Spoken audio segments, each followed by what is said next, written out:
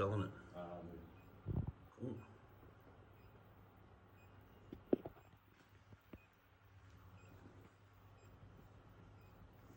That beeping drive you crazy? Yep.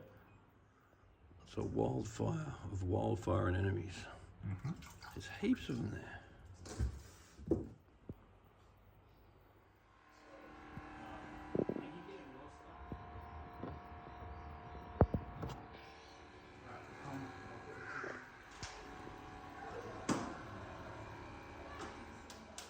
So if this tank was mine, I'd think about getting some better filter material. So there's various filter materials on the market. And I'm really a fan of Marine Pure because they're offering parallel denitrification. So you're going to get better nitrate reduction over time if you considered putting Marine Pure into this aquarium.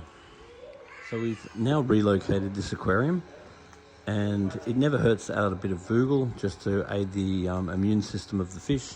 And something that I'll do every time that I move an aquarium, I'll recommend adding some polyfilter. So we've put some polyfilter into the aquarium now, and what the polyfilter will do is adsorb and absorb anything impure out of the water. And in this sort of case, especially where there's a lot of sediment, then the polyfilter is wonderful for removing the sediment, but most of all, the polyfilter is wonderful for removing any possible hydrogen sulfide that can be released during a situation like this move. So what we're doing at the moment is just waiting for the tank to heat up a little bit more so we can put the fish in. And this tank is running fairly high nitrate at the moment. And I'm a really big fan of feeding Spectrum's probiotics food. And Spectrum's probiotics food have got a probiotic bacteria in the food, which means when the fish poo, the bacteria in the poo eats the poo. And I have very good success with it. So with a tank after a move, I do like to keep the salinity a little bit on the low side. It eases osmotic pressure and increases immune system. Now, a UV sterilizer is a wonderful thing, especially after something like a move like this. But it is important that you replace the tubes on the UV on a yearly basis. When you do move an aquarium, it's a wonderful opportunity to give your sump a nice big sprinkling. Now, there is a wrasse in this tank, and it must do a very good job with bristle worms, because there was absolutely none in this tank, which is really wonderful, because half the time when I do these relocations, I'm too dumb to use gloves, and so therefore I end up stinging myself every single time. But this time I didn't get stung, and I haven't seen a bristle worm inside. Very exciting. There are traps in that available that can help, but bristle worms are very common, and I hate them.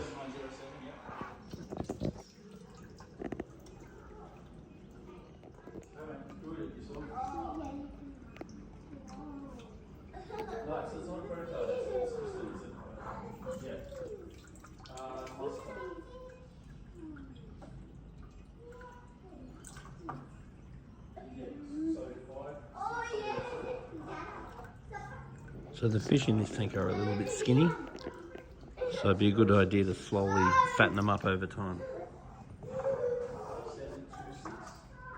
And after a move, you really want to be watching white spots. A regular water test after a move is a very good idea.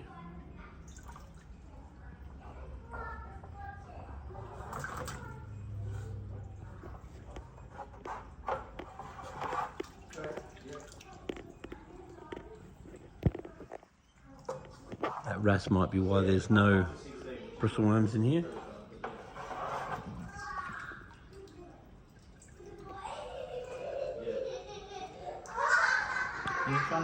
The long nose is very skinny.